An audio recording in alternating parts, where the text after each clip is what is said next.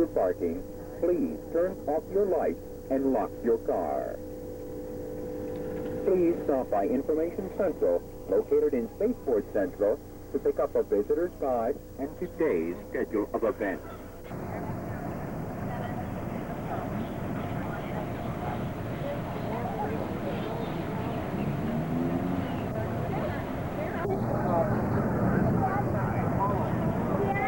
That's what I'm doing.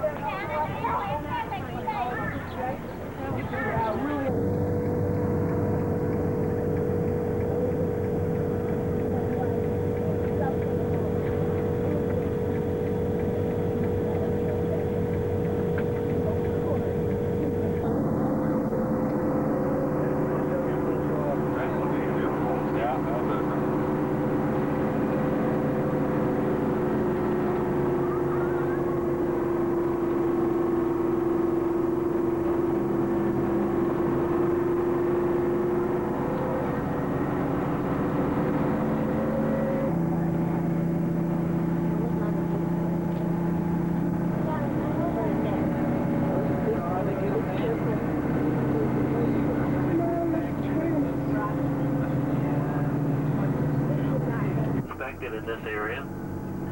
I know it.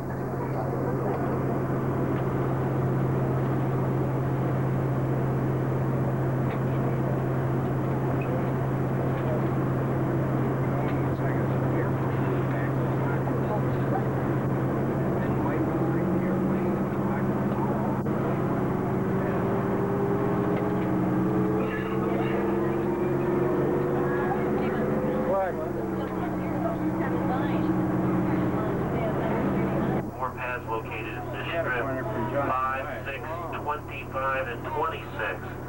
Now the rocket that's inside there is a Bumper Juno rocket, and it's identical to the ones that we used to launch the monkeys Able and Baker into space. And Able and Baker took off from right there off of that launch pad on an identical rocket to that one using that service structure about 3 years before we ever launched man into outer space.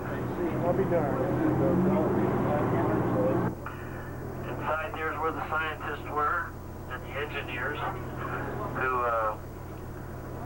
issued the firing command to initiate the liftoff sequence for the Redscope rocket. This one here. Oh, that one goes.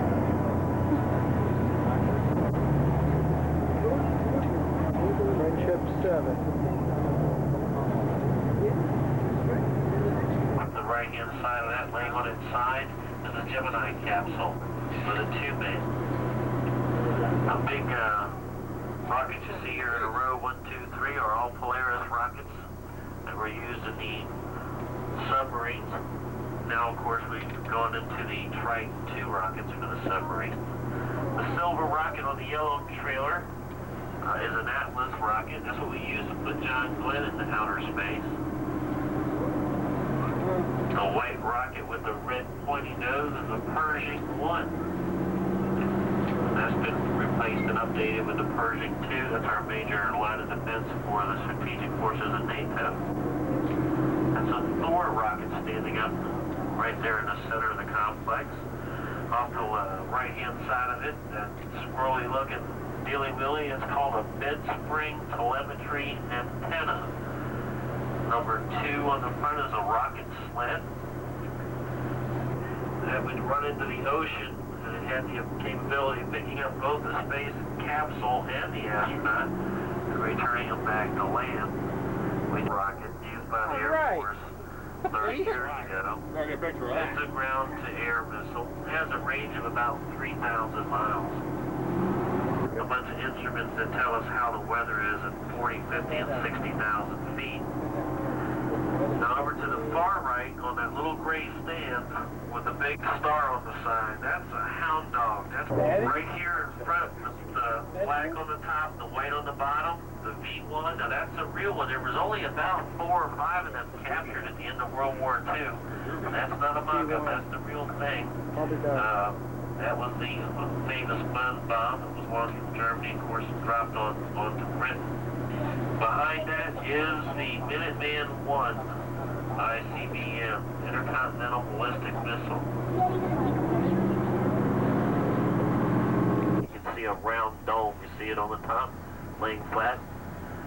Underneath that dome is a 90-foot deep ICBM missile silo. Right with the flow through. This is where they test that base rocket, the one that was launched directly from the 60-degree radar, as well as 360-degree cameras. And that's used for, four of the gentlemen that started their careers here, ended up here with retirement. They launched 52 rockets from this launch tower with a 97% success rate.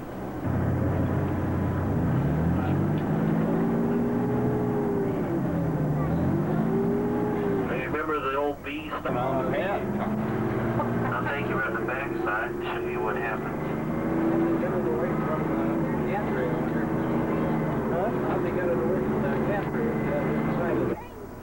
The flame shot out towards us. The water ran down this trench and over in here to that holding area. So once the rocket's ignited, actually a lot of the fuel doesn't light right off the beginning, so what they did is this water and fuel would separate, the fuel would lay on top of the water, and they'd simply come down here and light that on fire and burn off any excess fuel. To orbit the Earth, there's nothing too much left back here in the back. I'll take you down and show it. Once again, they kind of tore it all down about 10 years ago. The 7 is made out of the skin of the silver rocket that was laying on the yellow trailer, the Atlas Centaur rocket. Now, the number 7 is inside the astrological symbol for the planet Mercury. And at the bottom of it, we've got the figurehead of the original 7 Mercury astronauts, and then you see a large bronze plaque. Underneath the bronze plaque is, I can't talk, is a time capsule. We're going to open it. We're not going to open it. Somebody's going to open it near 2462. So those of you who are around, if you want to come back, there'll be free tours that day. Inside there is the original photographs of the 7 astronauts and all the technical data that was necessary to put together to launch man into an orbital flight around the Earth. The shuttle where they can work in flight suits. If you look and notice, you start with GT3, 4 orbits, Grissom and John Young. John Young is the most experienced astronaut we have. He's still an active astronaut. He's in the program. He's 57 years old and he lives in Orlando. But then move down to GT5 and GT7, 120 orbits, 220 orbits. You're looking at 12 days in space there, December 4th through December 18th, 1965. I don't think I'd want to spend 14 days in a Volkswagen trunk in the same clothes. But these are the guys that really deserve a lot of credit because they're the ones that blazed the trail to put us on the moon. If you notice on the GT8 flight, you have Neil Armstrong, where he was broke in at. Once again on GT10, you've got John Young flying another mission. Now there's not too much more Neil Armstrong was what's left of the original steel gantry that was used to support the rocket. Can you see it down there? You notice how close that is? How'd you imagine being in that blockhouse during liftoff? Gemini launch pad. Yeah, what was that black stuff? Compared to the other rockets we had tested, it was 210 feet tall. So it actually set about 1,000 yards away from that blockhouse.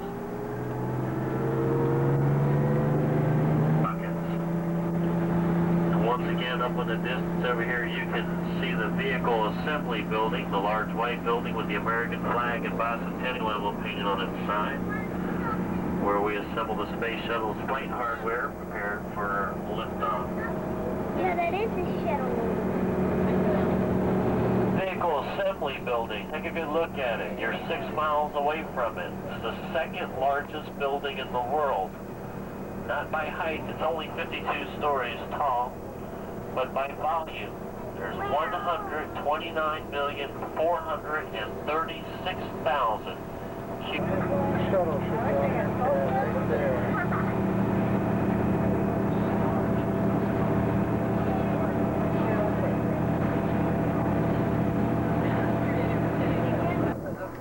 Now the other eagle's sitting on the tree limb, just above the nest. Oh, yeah. Brown. Its volume, over 129 million cubic feet, makes it one of the largest enclosed areas in the world. The American flag and bicentennial emblem were painted on the building's side in 1976. The VAB is not open to the public because Space Shuttle solid rocket boosters and other hazardous fuels are stored inside. The smaller hangar-like building to the left of the VAB structure. After a space flight, the Space Shuttle orbiter is 7 million pounds to the launch pad. The transporter is about half the size of a football field and weighs 6 million pounds. There are 8 moving tracks with 57 cleats on each. No, Each cleat weighs 1 ton. Propulsion is provided by 2 large diesel engines, which power electric motors, which turn the treads. we get out of here, huh? Maximum speed is 1 mile per hour with... Already did.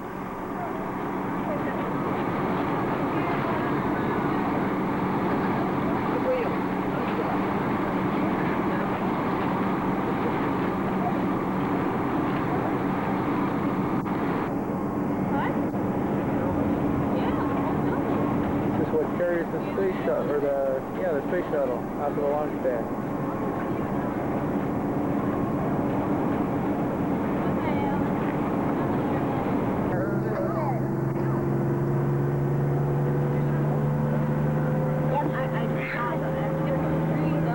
Steel box that that thing's standing on top of is the mobile launch platform. The open area underneath is where the crawler transporter would go. It picks up both the steel box and the shuttle. Dad, can I go up? Dad? Yeah.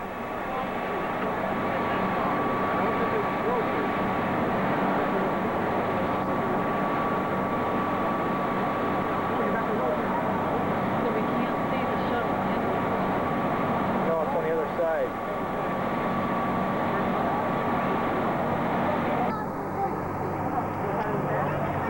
Dad, you better see some tape for liftoff. Honey, I got all kinds of tape at home. See that other building that we were looking at that was so big? No, it's the battery. Honey, I'll recharge them. I thought you said you didn't have the recharger with you. I have it at the hotel. That's what I asked you. You said no.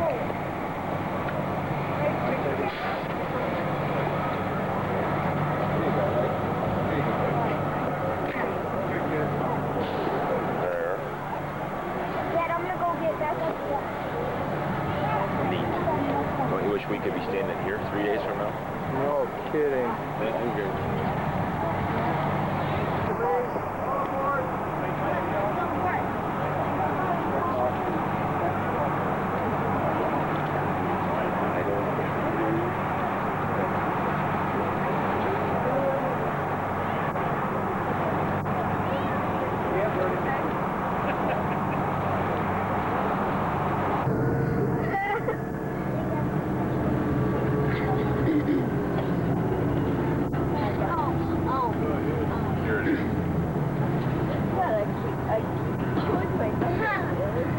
Okay, don't confuse this with the shuttle or anything to do with the shuttle. That's a Saturn V. That's the largest and heaviest payload that rocket ever built. This is the one we used to put man on the moon. It's laying on its side to its exact height as it would have been upright on the pad, 363 feet. The joining collars were removed so you can see each one of the stages as you take a walk around the rocket. We're going to be here for about 10 minutes or so, give you an opportunity to take a good look around, and we'll call you back on the intercom system just as it's time to go.